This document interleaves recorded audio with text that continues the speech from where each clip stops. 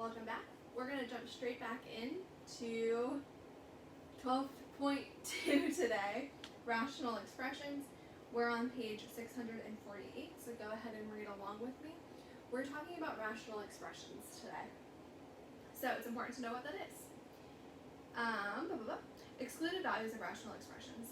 The expression k over d squared is an example of a rational expression. A rational expression is an algebraic fraction whose denominator and numerator are polynomials. So we're saying we have a fraction. So a rational expression has to be a fraction where its denominator and its numerator are both polynomials. Because a rational expression involves division, every fraction involves division, the denominator may not have a value of 0. Remember from yesterday, we talked about this briefly, but there's no such thing as division by 0. If I have 5 being divided by 0, and you key that into the calculator, you're going to get something that says error. It might say undefined, but that doesn't exist. It does not exist mathematically. So what that sentence is saying is, because a rational expression involves division, the denominator cannot have any values that will produce a denominator of 0. Any value of a variable that results in a denominator of 0 must be excluded from the domain of that variable. So we're saying, here's a variable. It could have possible values for the answer. We have to set the ones that make the denominator equal to 0 aside and say, it can have values, it just cannot have these ones. These are called excluded values of a rational expression. So let's look at example 1 to start fleshing out what this means. Example. They give us the fraction 5m plus 3 over m minus 6. Now step 1, we know we're learning about rational expressions, so we can bet that this is probably a rational expression.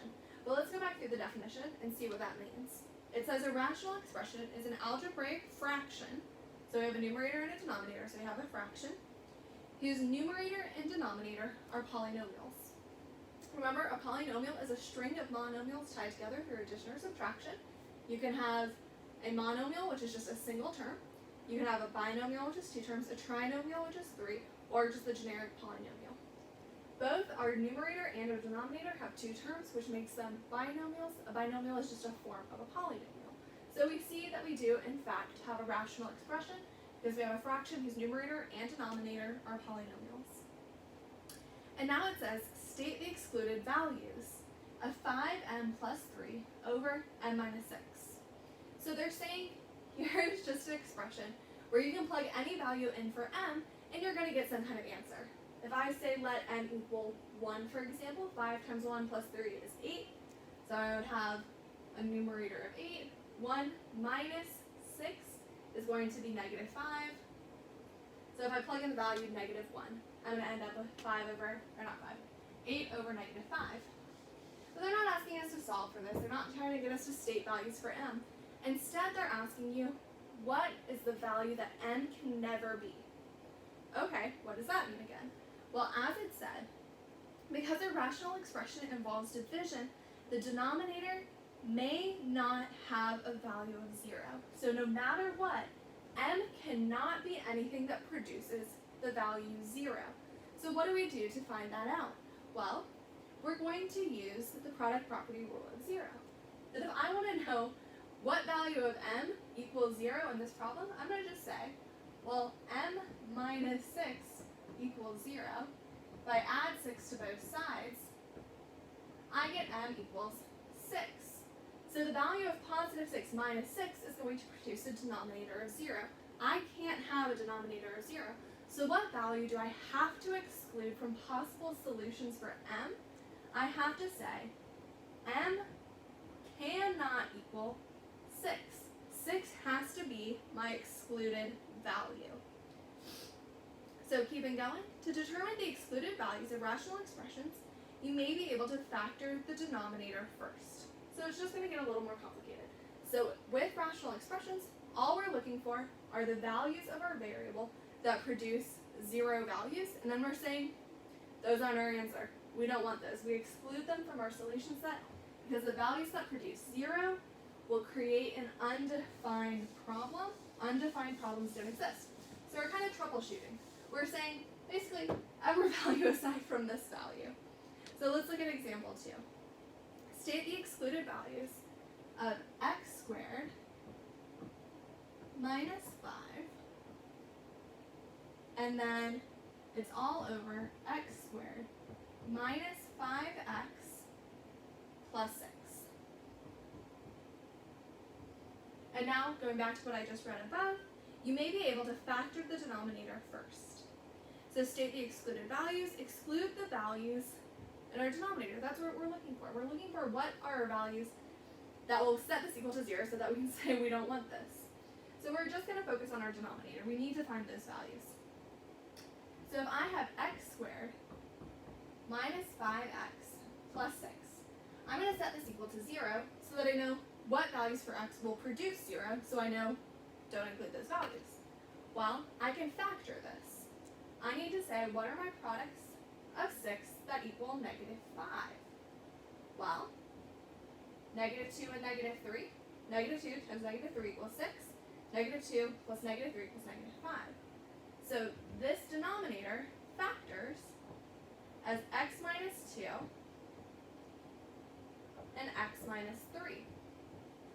So this whole expression is really x squared minus 5 all over x minus 2, x minus 3. And now I'm still trying to say, what are my values for x that will equal 0 so that I know not to include them because I cannot have a denominator of 0? Well, I need to find what values for x in this statement produce an answer of 0. So I'm going to set that equal to 0. And I'm going to set x minus 3 equal to 0. Because those are going to tell you what values I 100% cannot include in my solution, because when I plug them in, they guarantee me an answer of 0. If I add negative 2 to both sides, I'm going to get x equals 2. And if I add negative 3 to both sides, I'm going to get x equals 3. So what are my excluded values? What values cannot be included in this answer because they will produce a denominator of 0? My excluded values are 2 and 3. I could have infinite possible answers for x, but I know my answer cannot be 2 and 3. So this is kind of like reverse logic on problems. We're used to saying what is our answer.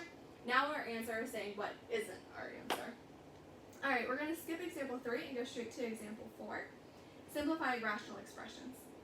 Simplifying rational expressions is similar to simplifying fractions with numbers. To simplify a rational expression, you must eliminate any common factors of the numerator and the denominator. Do this by gathering your GCF. We're going to do example 4 just a little bit differently from how they do it in your book, but you're welcome to also do your book's method as well.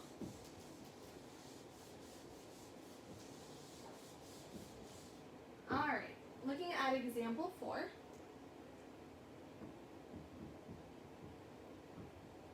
Example 4.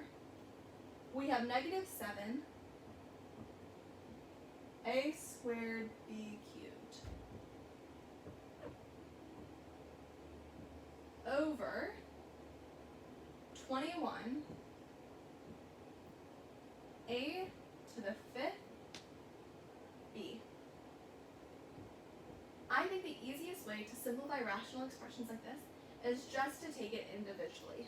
Start with your coefficients, work on your a's, and work on your b's. So if that's the case, I have negative 7 over 21 times a squared over a to the 5th times b to the 3rd over b. And now I'm just going to work through each one individually. Negative 7 over 21 reduces to negative 1/3. Now remember your exponent rules, that when you have the same base being raised to an exponent, through division, you subtract your exponents. So I have a 2 minus 5. Same thing with b. I have matching bases being raised to exponents. This b is really raised to a hidden 1. So I have times b to the third minus 1. Simplify this a little bit further. 2 minus 5 is negative 3. So I have a to the negative third. 3 minus 1 is 2, so I have b squared. And again, remembering your exponent rules, anytime you have a negative exponent, that really just means that answer is going to be in your denominator raised to the positive version of that exponent. So if I have negative 1/3, I have negative 1/3, a to the third, which we said a negative exponent just means it's in your denominator positive. So a to the third, b squared means b is on top. I don't actually have to write that 1 because we always know there's a hidden 1 up top. So my final answer, after simplifying each part individually, is negative b squared over 3a to the third. Alright. You can use the same properties to simplify a rational expression in which the numerator and the denominator are polynomials. So same thing, they're just going to get a little bit longer, but all we're doing is looking for parts of our expression that we can cancel out or simplify. It can be overwhelming to look at one long string of a problem and say, what can I simplify? But if you can start breaking it down, you'll be surprised by what can pop out. So example 5, expressions involving polynomials.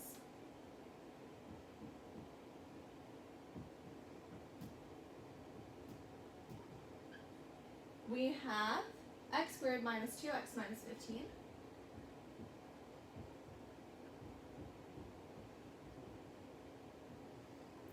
over x squared minus x minus 12.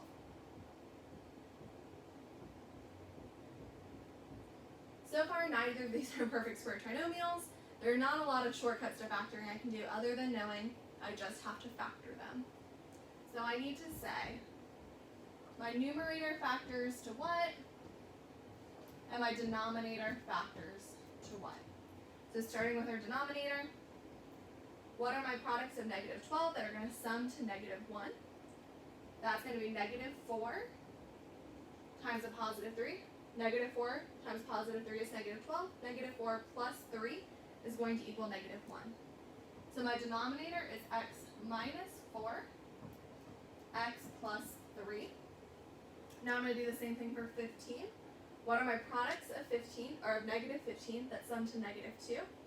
Well, that's going to be negative 5 times positive 3 equals negative 15. Negative 5 plus 3 is going to be negative 2. So now on top, I have x minus 5, x plus 3. And I've now factored this. Our goal is to simplify this expression to the point where there are no GCFs left in it, no common values. And as you can see right here, we have x plus 3 over x plus 3, and we can cancel them out. We don't have to include both. It's the same thing as if you had a 2 in your numerator and your denominator and you reduce it by 2. So now we're left with a final answer of x minus 5 over x minus 4. This problem doesn't ask you about excluding your values, but you would have to know that x can never equal a positive 4 because of this x right here, where a positive 4 plus 4 minus 4 equals 0. So again, it doesn't ask you for excluded values, it just asks you to simplify. But if it asks you for an excluded values, this would be your final answer. Then you would have to say excluding 4 from your solution set. But that is our simplified version. It is important to determine the excluded values of a rational expression using the original expression rather than the simplified expression. So let's now go on to example 6.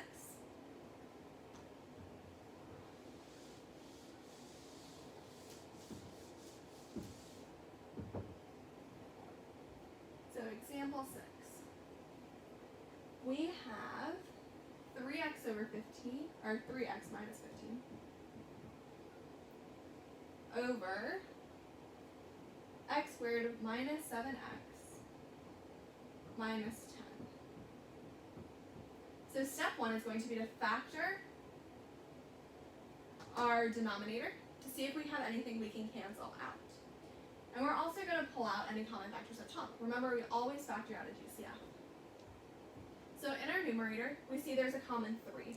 I can pull a 3 out of both cases, and I'm going to be left with x minus 5 up top. 3 divided by 3 is just going to be 1. There's a hidden 1. 15 divided by 3 is 5. So I've factored my numerator, and now I have to factor my denominator. What are my products of negative 10 that are going to sum, this is positive. What are my products of positive 10 that are going to sum to negative 7? That's going to have to be negative 5 and negative 2. Negative 5 times negative 2 is positive 10. Negative 5 plus negative 2 is negative 7. So when I factor this out, I'm going to have x minus 2 times x minus 5. And now I've factored both my numerator and my denominator. And the process of simplifying and canceling out, I'm going to see I have an x minus 5 over top of an x minus 5, and I can cancel these out. And now my simplified expression is just going to be 3 over x minus 2. But we're told when it comes to figuring out what your excluded values are, you have to go back to your original problem. You have to go back to your original denominator because that's how the problem was presented to you. So in this case, our original denominator is still right here. X squared minus 7x plus 10. And we want to know what are our possible values of 0 so that we can exclude them. So we're going to set it equal to 0 to figure out what our little enemy is, and now we're going to factor it. But luckily we've already factored it, so it makes it a little faster. X minus 2, x minus 5, set equal to 0, set each one individually equal to 0, and we're going to get x equals 2, and x equals 5. So our excluded values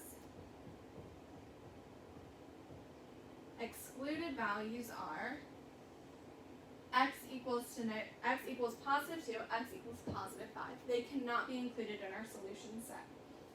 If we were to go back in and plug in a 2 or a 5 up here, we're going to find out, and your book shows you, that if we were to plug in a 2 or a 5, we would end up with a denominator of 0. We would have a numerator, a value, over 0, which just does not exist. So it would nullify our problem, it would cancel it out. So we're saying x can really be any value in the world aside from these two. These are our no-go ones.